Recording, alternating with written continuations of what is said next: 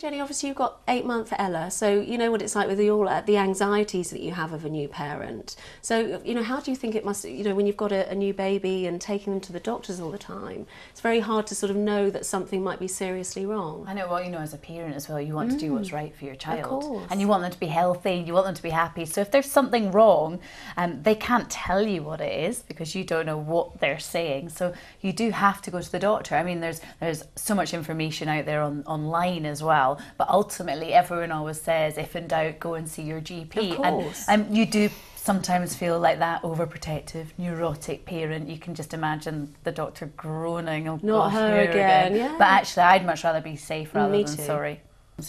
Absolutely, and I think one of the first things you learn as a paediatrician is if the mother really thinks something's not right with a child, that, well, you certainly ignore that at your peril.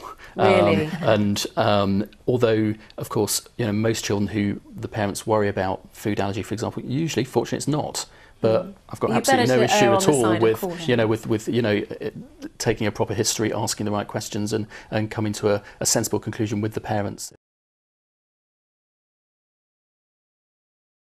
Because if you decide suddenly to remove all cow's milk from your baby's diet, then actually that could be more grave. Yeah, it's pretty risky, and it's awful to say it, but in fact, at the children's hospital I work at, every year or two we'll see children with rickets. I mean, something that you wouldn't expect to be seeing in 21st century London, but we do, and it's most commonly because of people cutting things like milk out of their diet. So seek out advice before you do anything and make sure you get serious. the right help, because just taking foods out of the diet in infancy is you're putting their nutrition at risk.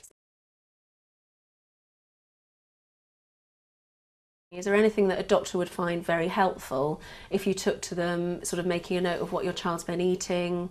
Yeah, I mean, I think it's easy to get very tangled up with food diaries, especially with delayed food allergies, where you don't see this direct relationship between eating something and a symptom happening a certain length of time afterwards. With these delayed sorts of milk allergies in infancy, it's very useful, though, to know whether the child had cow's milk in their diet. So how long did you breastfeed for? When did the symptoms start? And often you'll find it's much easier in retrospect in the way that I get it in clinic, but the mums will think about it and say, do you know what? That didn't really become a problem until I moved from breastfeeding to being on formula. And in fact, during the period of transition between the two, that's when things got worse. And in fact, when actually we were away and I actually went back to breastfeeding for a week, actually things did get better. And it's those sorts of associations between the amount of cow's milk that's in the infant's diet and the symptoms that are always very useful. So monitor your baby just by obviously observation, writing down any sort of reactions that they might have to what they're eating.